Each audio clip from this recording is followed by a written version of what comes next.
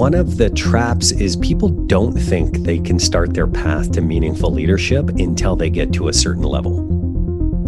But whether it's you taking on the role of being a custodian for other people's development, right now, whatever it is, that's exercising your leadership muscles. And so don't fall into the trap of, when I get to this position, then I can start working on being a leader. Welcome to the Weekly Leadership Experience, a place for leaders to get inspired, be challenged, and grow. I am your host, Rashad Oberlander. Let's get started.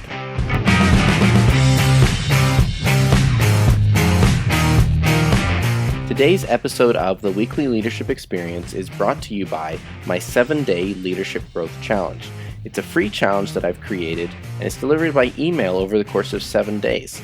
I've created 7 compelling questions to challenge various aspects of your leadership, the way you lead, and why you lead.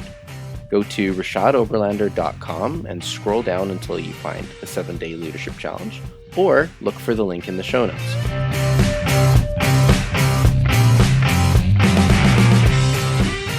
Here's a review from Apple Podcasts in the US from Mark Colgan for 5 stars. It's your go-to leadership podcast. This is my favorite leadership podcast. The host and the guests are informative and knowledgeable. They discuss many sides and ways of how to have a leadership mindset. All the tips and stories are incredibly inspiring and uplifting. 10 out of 10. Well, thank you, Mark, for that amazing review. It really means a lot that you took the time out to do that for me. I appreciate it so much. If you have a rating and a review you'd like to leave, you can go to ratethispodcast.com/weeklyleader, and you can leave your review there. I look forward to reading out your review on a future episode of the Weekly Leadership Experience.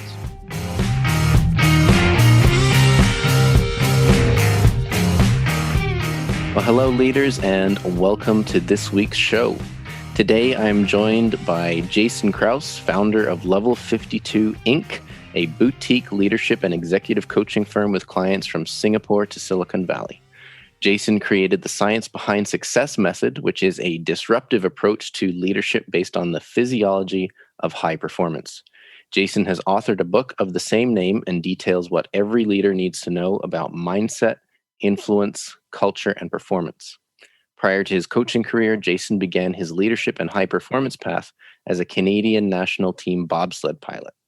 Through competing against the best in the world for over 8 years, Jayson cultivated a passion for building high-performance teams, winning 4 national titles, and competing in 3 world championships. Jayson, welcome to the Weekly Leadership Experience. Thanks for having me, Rashad. I'm glad to be here. I'm glad to have you, and I'm excited for this conversation. As I mentioned, I've been reading your book and really enjoying it. I'm excited to speak with you about the science behind success. But first, let's get a little backstory.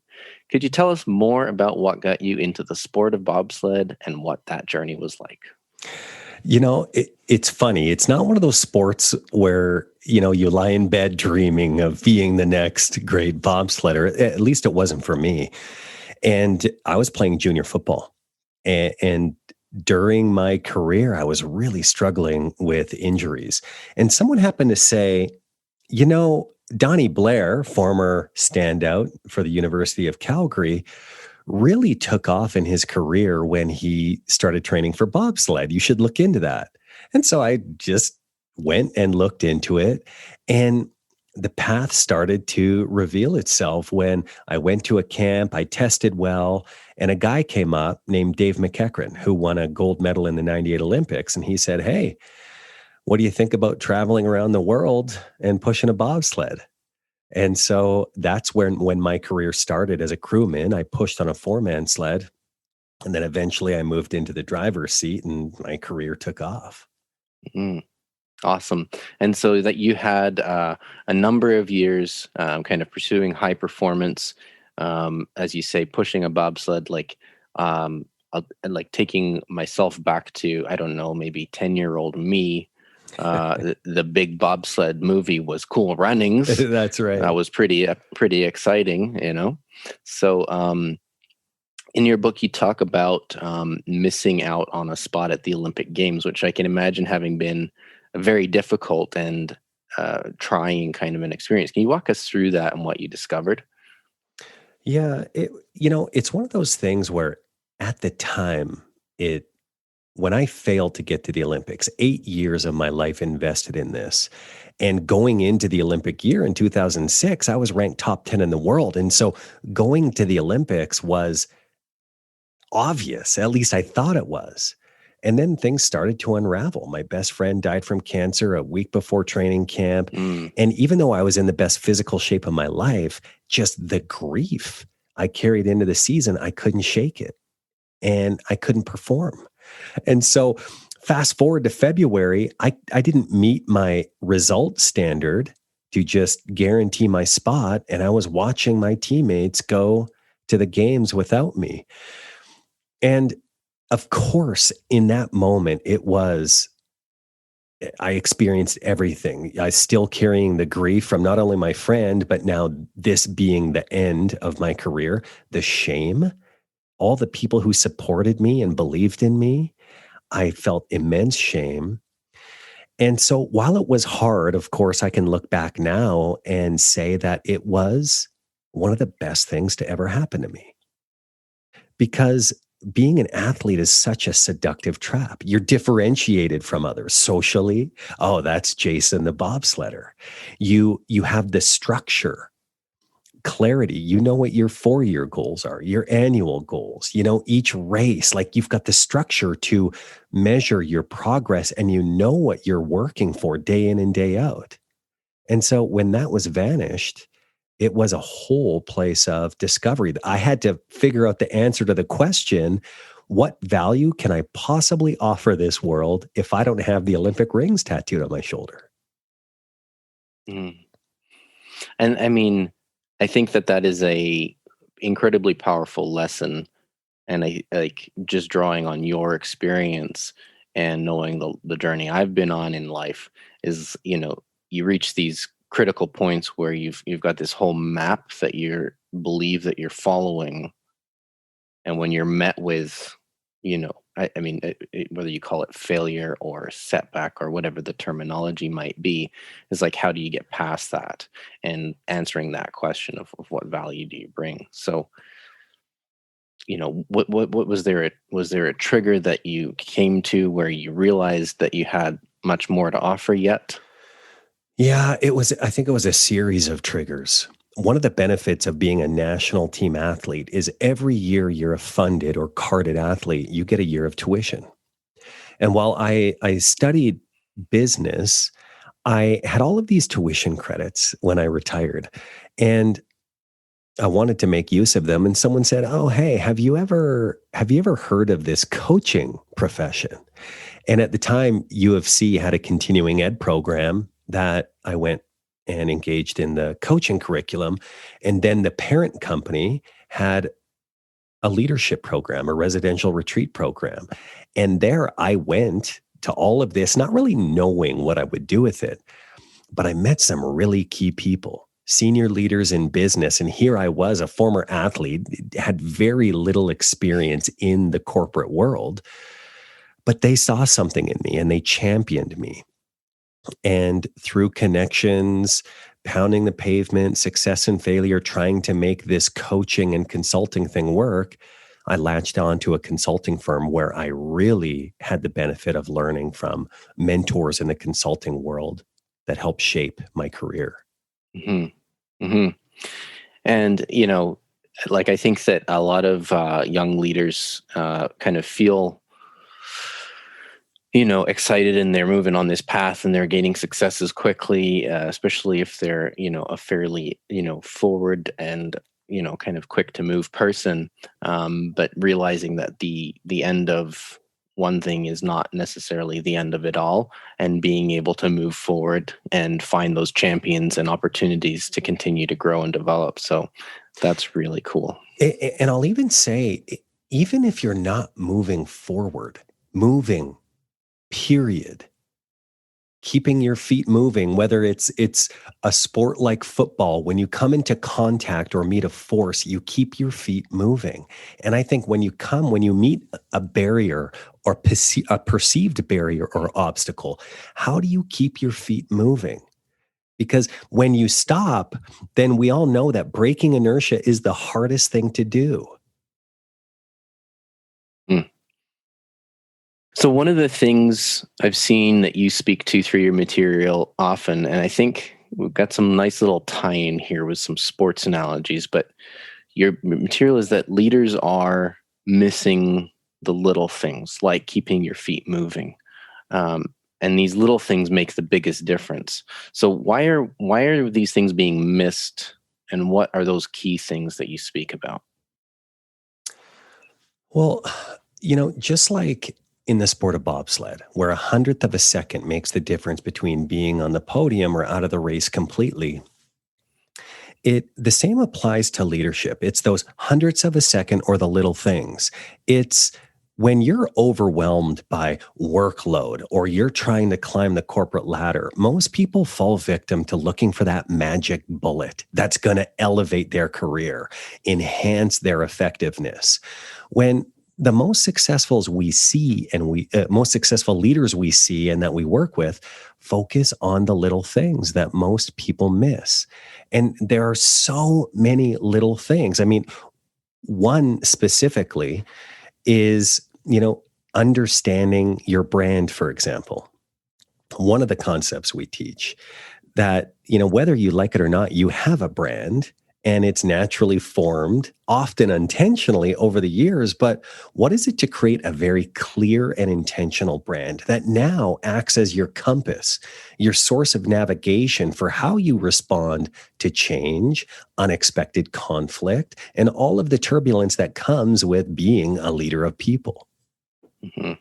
And I think that building that personal brand, actually, the sooner in your journey you can identify those things, I think that's a critical skill for anyone on a leadership path.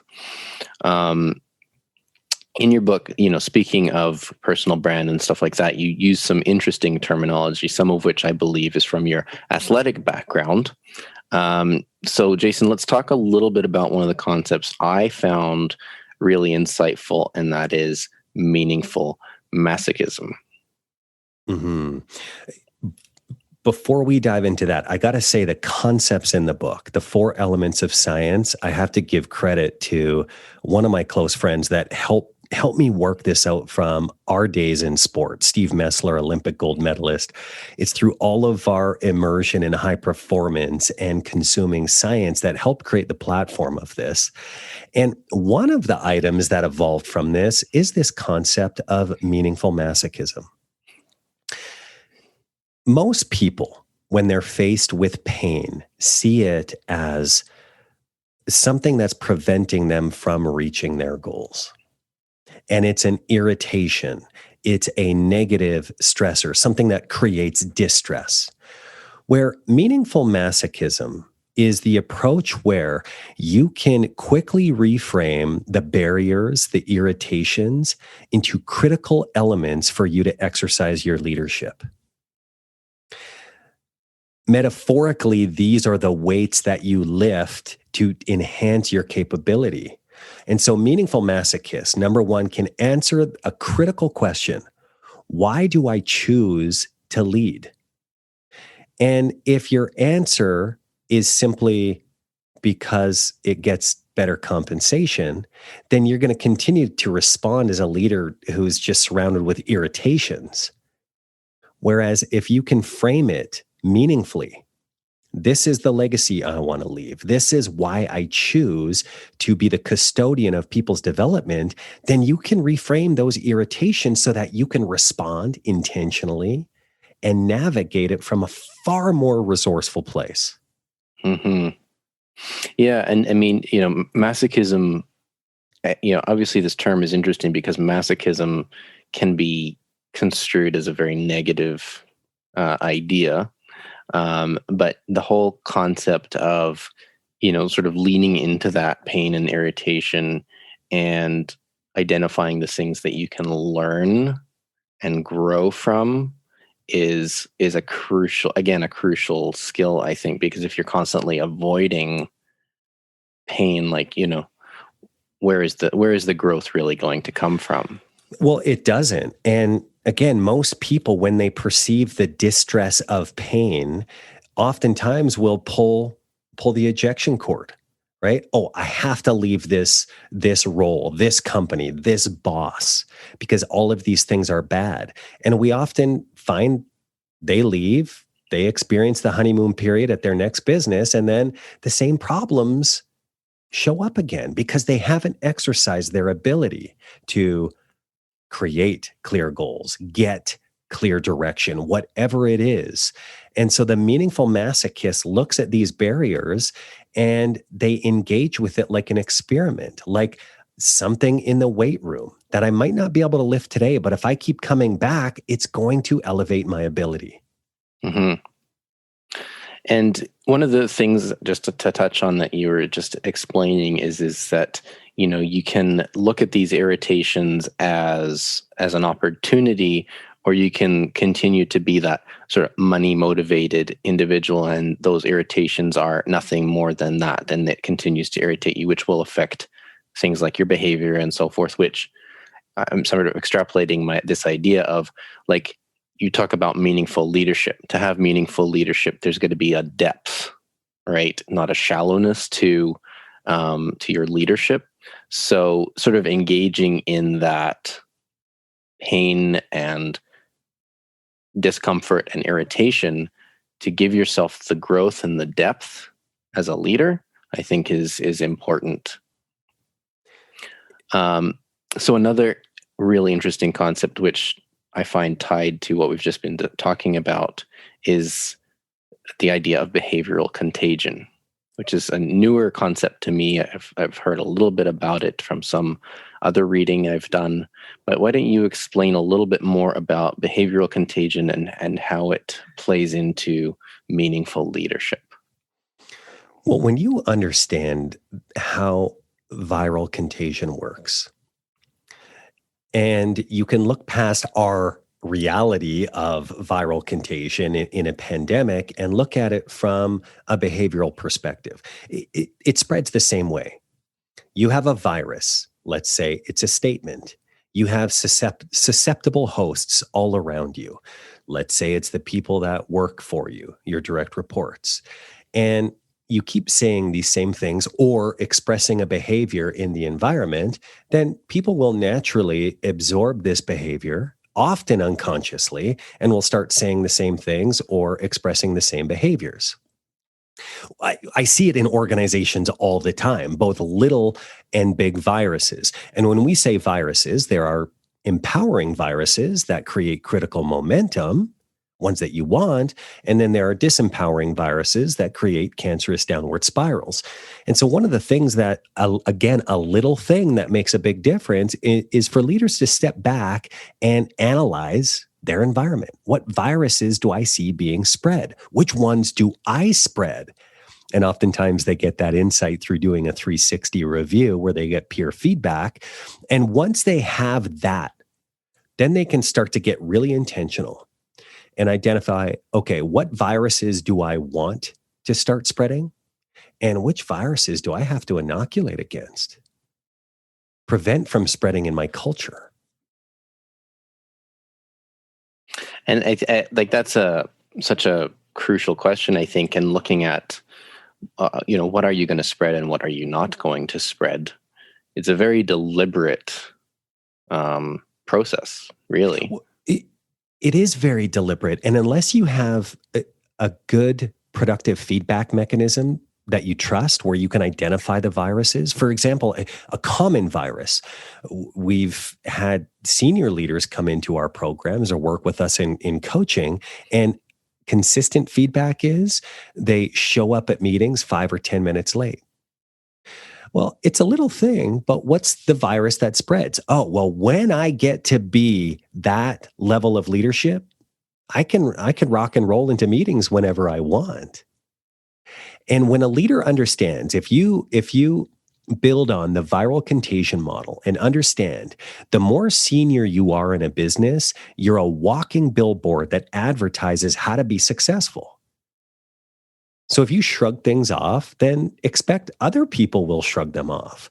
If you preach work-life balance, but then fire emails and text messages late at night and on weekends, then how do you expect people to adhere to work-life balance when you're spreading these viruses? Yeah, so true.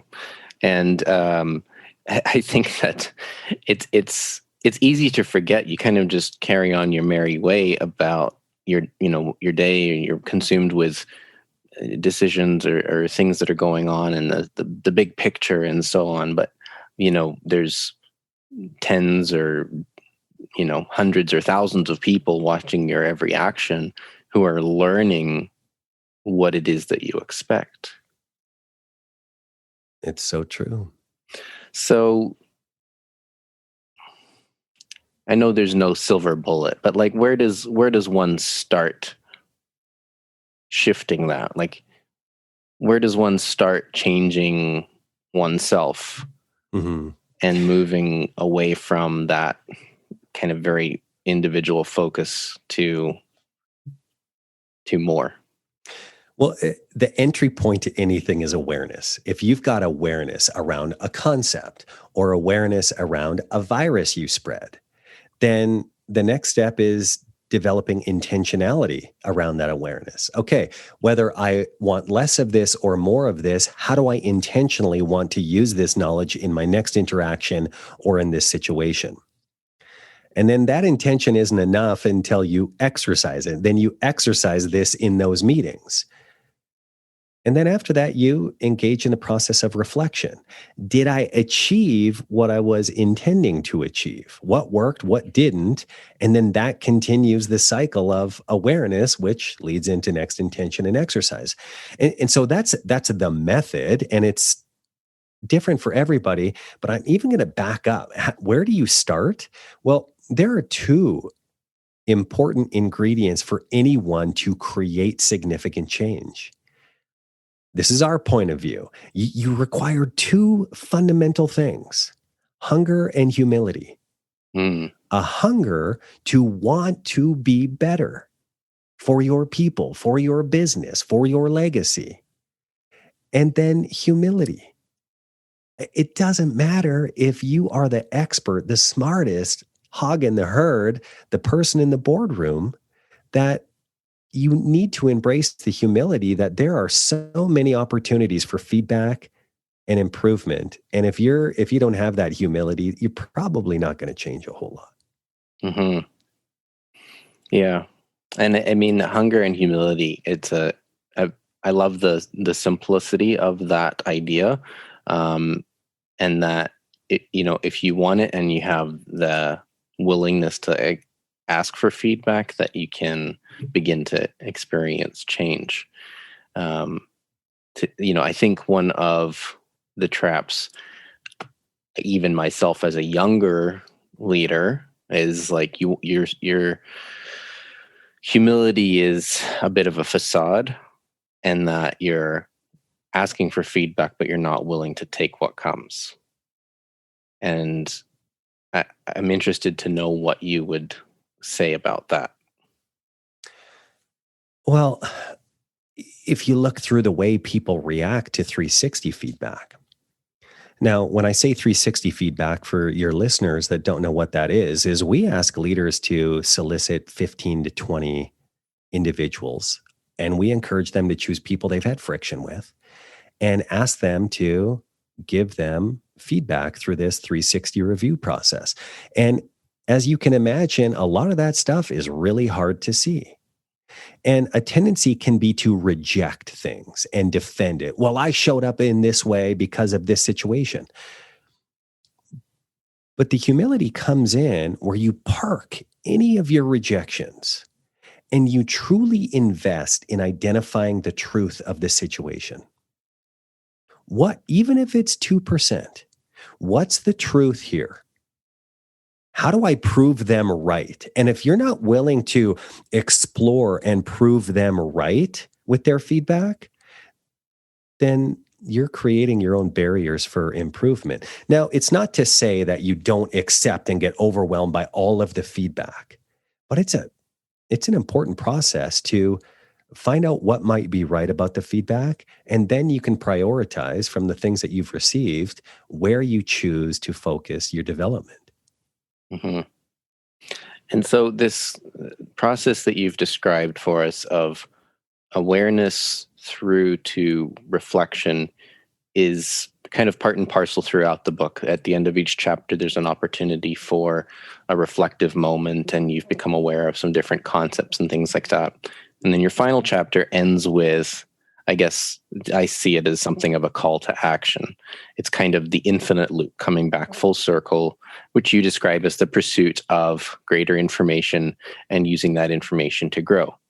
The danger I see, and I'm speaking for myself, I tend to be an overthinker, and I tend to, I don't paralyze myself, but like I would say that I seek out a lot of information.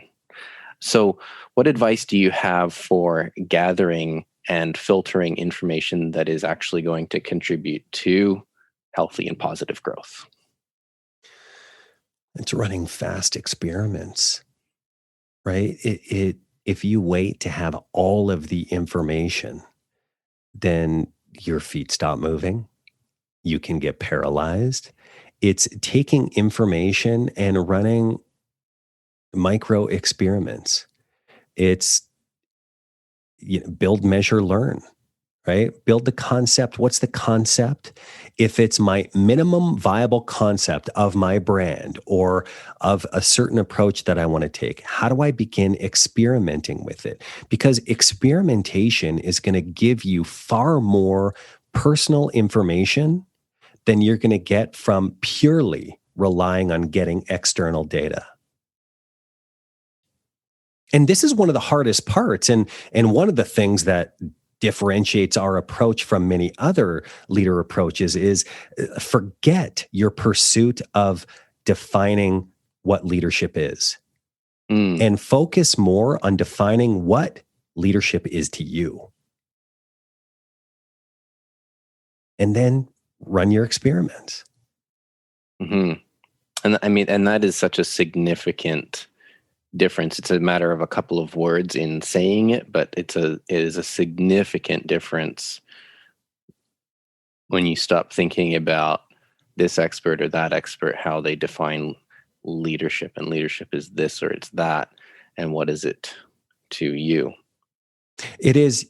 Yeah, it's so funny. When we start our accelerated leader programs, one of the first questions we ask, what is a leader?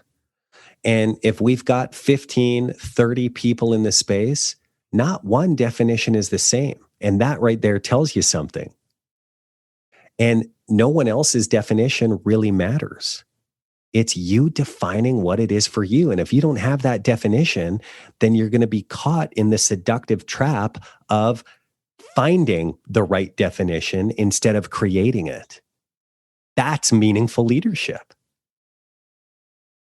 And then even then, Rashad, it's an iterative process, because the more you experiment with it, your definition a year from now is going to have more depth, as you say, rather than trying to keep the pace of breadth. Right. And I mean, this kind of comes into the idea of your personal brand in some ways, right? Where how you define leadership influences a number of different things about maybe your personal mission, vision, values, how you show up as a leader, and things like that. Exactly. Mm-hmm. I find that your work is really, it's got so many things in it that are beneficial to leaders at all levels. I really like that in the last chapter, it really ties it all together, and there's an opportunity to kind of build somewhat of a guiding document, right? And you kind of revisit it and stuff like that. Speaking specifically for a moment to new or young leaders, what would you say about starting on the path to meaningful leadership? Well, I think one of the traps is people don't think they can start their path to meaningful leadership until they get to a certain level. But whether it's you taking on the role of being a custodian for other people's development right now, whatever it is, that's exercising your leadership muscles. And so don't fall into the trap of, when I get to this position, then I can start working on being a leader. Because the problem that we see so often is we start working with leaders on certain mindsets, tools, after they've had a decade of being a subject matter expert, or already so many years in a leadership position where they haven't learned to lead. What they're doing is they're leading as a subject matter expert, giving answers, giving direction. They're the metaphorical traffic light that tells people when to go, when to stop, and when to slow down. Well, at times that can play a role. If you over-index that, you're the barrier in the business. And so for a leader that's just starting on their journey, find ways to exercise your leadership muscles right now. And you can even do this upstream with your boss in using the important tools and strategies to help, people don't like the term lead up, but exercise your agency, which is a form of leadership. Yeah, very true. And I think that is a critical idea. And like, as you said about, trying to wait till you have all the information. It's like, if you keep waiting for the right moment, quote unquote, right moment of becoming a leader, like, you're better off just starting. You will never have all the information you need to satisfy your requirement of clarity. The clarity comes through taking the steps forward. It's like those video games as a kid where you play a game and most of the screen is black, but every step you take, more squares reveal the topography. The same thing applies to leadership. The same thing applies to life. The more side roads that you're willing to step into gives you more information. Then you can choose, what do I do with this information? That's exercising agency rather than waiting for that magic bullet, that one book that's going to show you the path. Create your path by learning and experimenting.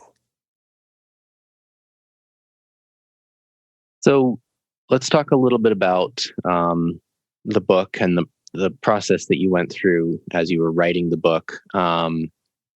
You talk a bit about how it's been something that you've learned and grown in over the years of being an athlete and kind of working with your partner, Steve, on the book, and he wrote the foreword, and, there's so much there, but like, was this always the book that was going to happen, or was there some other evolution of this?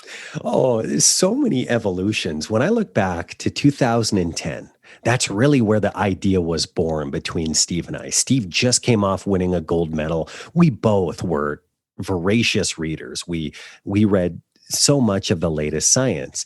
And this idea came up, and we thought, hey, there's something here. And we piloted the original version at his former school, the University of Florida, Warrington School of Business. And the MBA students there absolutely loved it. One of the things that the 4 elements of science do is it makes sense of leadership, business, and really growth. And so we pitched that concept to this consulting firm that I ended up working with.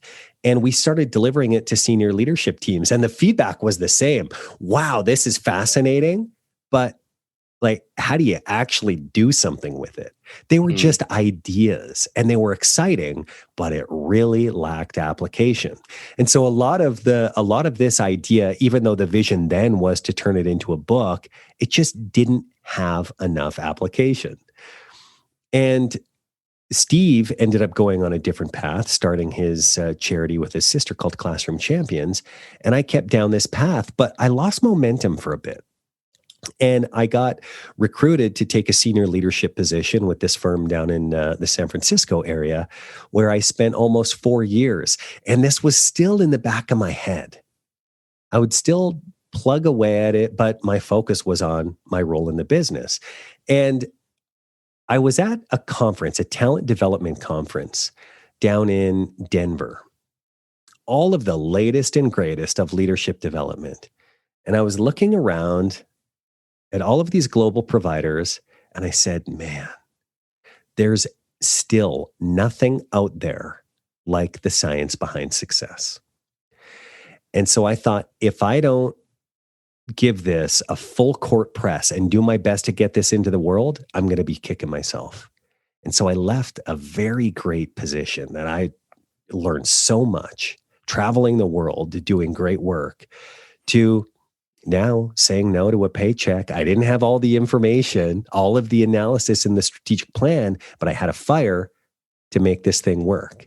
And so the focus was on application. And when I look back, Rashad, to 4 years ago, 4+ years ago, when I made the leap, the versions of the science behind success, the case studies of how this is used was so small.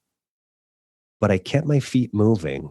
And every year I would say, this is the year the book gets done. But had the book gotten done, it wouldn't have the rich stories, anecdotes, and examples that it has now. And then, of course, COVID, the COVID cliff happened, and all of a sudden we couldn't be doing our work in Austin, Chicago, Houston, Seattle, San Francisco, and all this space created. And so, if not now, when? Well, that's a cool story, and I thank you for sharing that. I think what I'm hearing is there was sort of a maturing of the concepts and ideas, and like good wine, at the end we have a much more full product, if you will. If you let it age, and if you stay committed to the process, and I think that is it. I could have fallen victim to the narrative of, oh, it lacks application. I guess it's not that good after all. But I saw the way it lit people up. All I needed was to solve the puzzle. How can they take this insight and turn it into something meaningful? And that's where the exercises came up, the pathway to truly help people exercise their leadership evolved. And I'll tell you what, even 2 years from now, a year from now, our work will be in a different state because we practice what we preach after every program. We make the tweaks. And even when I look at the way our work was a year ago, when I thought it was amazing as we were ripping around the world delivering this stuff, and I see what we're doing now, leveraging technology, virtual reality, and I look back a year ago, Rashad, and I'm like, wow, we were knuckle draggers. Like, we're so much better now. Mm-hmm. Yeah. And I think that, if there was a few key points that I think, in some ways, I think you've sort of beautifully wrapped up the conversation in the statement that you made. If you let it age and you stay committed to the process, that one line right there, if people just hung on to that, if I hang on to that, what you cannot achieve. Exactly. One of the stories that the editor pulled out of the book is when I did a side trip. I was working in Singapore and I did a quick side trip to Angkor Wat.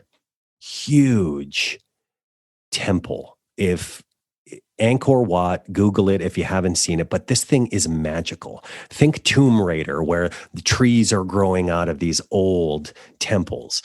And I'm walking through this. I think the largest religious monument ever built is Angkor Wat. And I've got this private guide, and he's walking me through this monstrous construction, thousands of years old. And he keeps saying, all of this, brick by brick.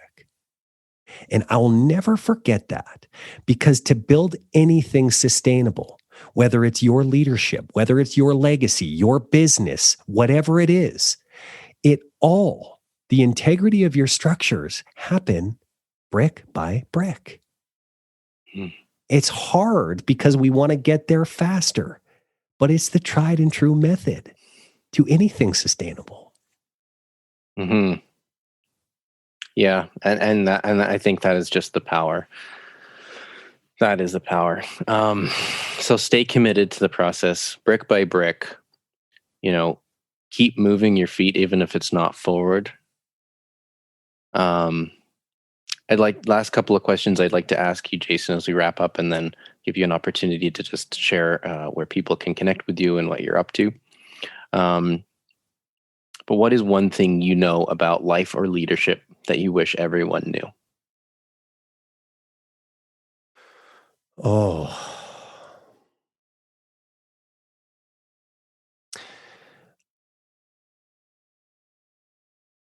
One thing. That's a tough question. One thing that I wish everyone knew. I think it's the one that comes to mind, and I think there's so many, is the quicker you can reframe your pains, your griefs, the things that are holding you stuck, and get into action,